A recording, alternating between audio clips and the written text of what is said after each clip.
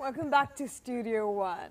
Now, we've talked in the past on this show about how technology can be of benefit in the development of young children. But what do you do when all of those lovely gadgets and games come in the way of some good old-fashioned reading? Yeah, it's a big struggle these days. To tell us a little more how we can get the kids back on the books, if you like, is parenting educator Carmen Benton and her son Jamie, who's reading away at the moment. Well done to you, Carmen. Thank you very much for being with us. It's a challenge for parents these days, isn't it? Because there are so many distractions for kids, be it in the house, be it outside the house, be it handheld electronic gadgets, etc. And reading almost comes last. It's the forgotten art to a certain degree. So how do you keep it still in the fore for children? I think it's about how we have to value it. So we have to acknowledge that reading is not a dying art. It's something that is very, very much needed. So we're reading both for pleasure and we read for information. So definitely you can still be reading through the forms of technology, but the art of learning to read, of immersing yourself in a book, can be either on your iPad or can be in the actual form.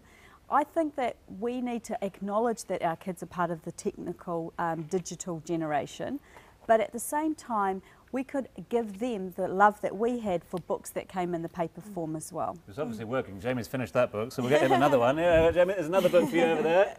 Good lad, good lad.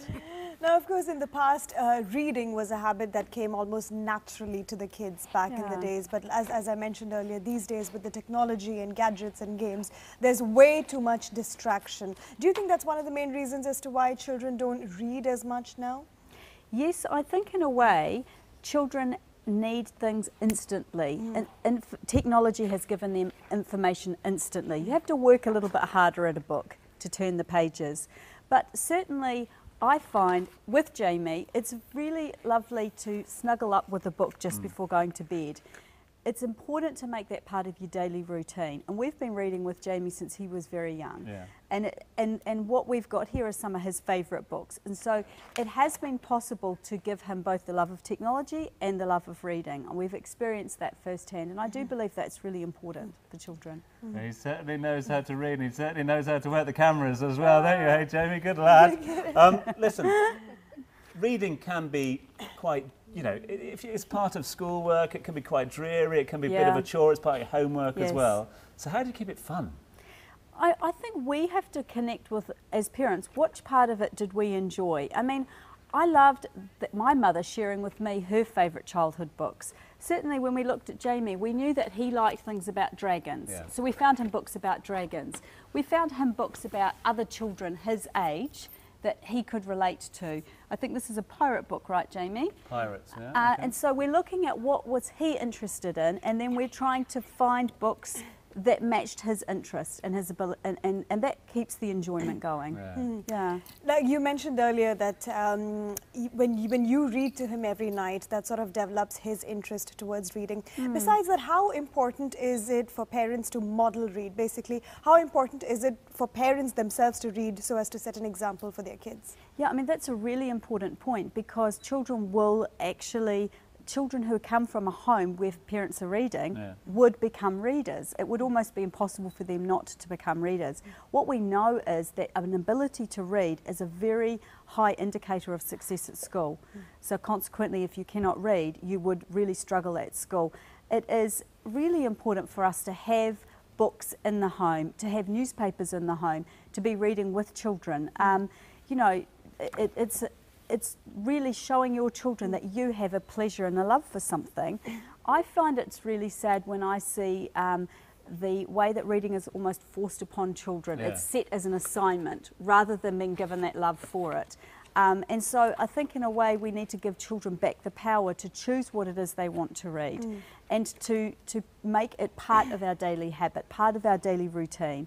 And not be so stuck on the rudiments of reading, like making the sounds and connecting sounds, actually teaching them the dynamics of reading, but actually fostering them the love and the passion for it. What about books as gifts? Is that still a good idea? Because obviously, again, we're sort of talking about an art, it's almost going out of fashion. Yeah. Do you still encourage books as gifts? Very much so. I really like it when parents introduce a series, a reading series. I think this one, am I right, Jamie, is part of a series. And so if Jamie really likes Captain Flynn, then we've bought him the other books in the series. And in a way, you know, it's exciting for him to receive this book because he's already been introduced to that character. And you know, with the Harry Potter series, for example, it was fabulous seeing that children were really lining up and wanting to be there for the opening of that show. So to give a book as a gift is once again valuing it. It's showing our children how much we value it. And equally with it, we've got Charlie and Lola here. Now I could recite the Charlie and Lola theme tune There you in my sleep at the moment.